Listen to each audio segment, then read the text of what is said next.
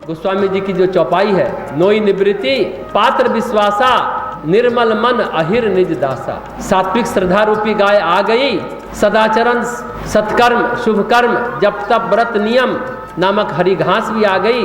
घास खाएगी गाय तो दूध बनेगा, लेकिन गाय जब आनंदित होगी, ममता में प्रेम में रहेगी, तभी गाय दूध देगी। बछड़ा से प्रेम है तो भाव रूपी बछड़ा होना चाहिए। फिर कहते हैं निवृत्ति चाहिए, मोई निवृत्ति पात्र विश्वासा। निवृत्ति यानी सांसारिक विषयों से और प्रपंच से हटना। नोई यानी गौ के दूहते समय पिछले पैर बांधने की जो रस्सी है। विश्वास यानी दूह दूहने का मंत्र है। निर्मल निष्पाप मन जो स्वयं अपना दास है, अपने वश में है, वही दूहने वाला अहीर है, ग्वाला है। गोस्वामी जी उलटवासी कहते हैं। नोई शब्द का प्रयोग क्यों किया इस चौपाई में? नोई मतलब होता है रस्सी, और रस्सी तो बांधने के काम में आती है, परंतु गोस्वामी जी कहते हैं ये वो नोई नहीं है, वो रस्सी नहीं है जो बांधने के काम में आती है, ये वो रस्सी है जो खोलती है। क्या खोलती है? नोई निवृत्ति। निवृत्ति मतलब छुटकारा, निजात, बंधन मुक्ति। ये वो बंधन है जिससे बंधन मुक्ति होती है। ये बंधन ऐसा है जिससे बंधन मुक्ति होती है। तो निवृत्ति की नोई के गाय को बांधो, निवृत्ति की नोई से गाय को बांधो। पहले हम प्रवृत्ति और निवृत्ति का फर्क समझ लें। प्रवृत्ति का मतलब होता है किसी चीज में घुस जाना, लग जाना, प्रवृत्त हो जाना, चिपक जाना, जुट जाना। प्रवृत्ति यही है, किसी चीज में घुस जाना, लग जाना, प्रवृत्त होना, चिपक जाना, जुट जाना।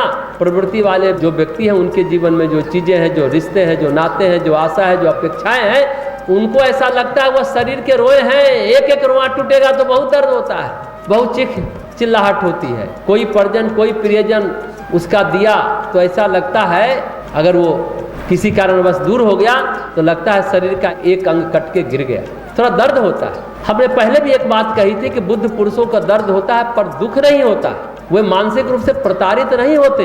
महात्मा बुद्ध को आप मानसिक रूप से प्रताड़ित नहीं कर सकते, भले गाली दे सकते, उनकी अवहेलना कर सकते, मार डालने की कोशिश कर सकते, पर उनको कोई फर्क नहीं पड़ता।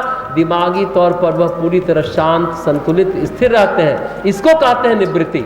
कठिन है, लेकिन हम लोगों को प्रयास करना चाहिए। दुख को, दर्द को कैसे हम समझें? शरीर में दर्द तो आएगा, पीड़ा होगी, कोई चोट करेगा, मारेगा तो पीड़ा होगी, लेकिन दुख मानसिक होता है। दुख शरीर में नहीं होता, दुख मन में होता है, शरीर में दर्द होता है। ये समझने की बात। तो निवृत्ति होने पर महात्मा बुद्ध जैसी स्थिति हो सकती है। मानसिक रूप से हम दुखी नहीं होंगे, पर प्रवृत्ति वाले लोग बात बात पर झटका खाते हैं। प्रवृत्ति वाले लोग को झटका लगता है, छोटी छोटी बात पर हाय हाय करने लगते हैं, पैर पटकने लगते हैं। मन स्थिति में भी और परिस्थिति में भी उनको झटका लगता है, मन में भी और घटनाक्रम में भी।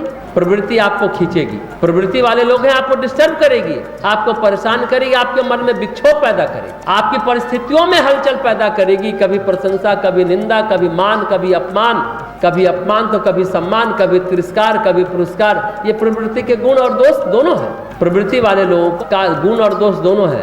सम्मान मिला, पुरस्कार मिला, प्रशंसा मिली तो बड़े खुश है, ये प्रवृत्ति के गुण है। और निंदा मिली, अपमान मिला, तिरस्कार मिला तो प्रवृत्ति वालों का दोष है। लेकिन प्रकृति ये तय है कि आपको स्थिर रहने नहीं देगी, चाहे कारण सम्मान हो चाहे अपमान हो। वो कारण तिरस्कार भी हो सकता है, वो कारण पुरस्कार भी हो सकता है, वो कारण निंदा भी हो सकती है, वो कारण प्रशंसा भी हो सकती है। आपको किसी भी स्थिति में प्रवृत्ति आपको स्थिर नहीं रहने देगी। इसलिए अपने मन को, अपने तन को, अपने जीवन को निवृत्ति मार्ग पर ले चलना चाहिए। प्रयास तो हम लोग को निश्चित करना चाहिए।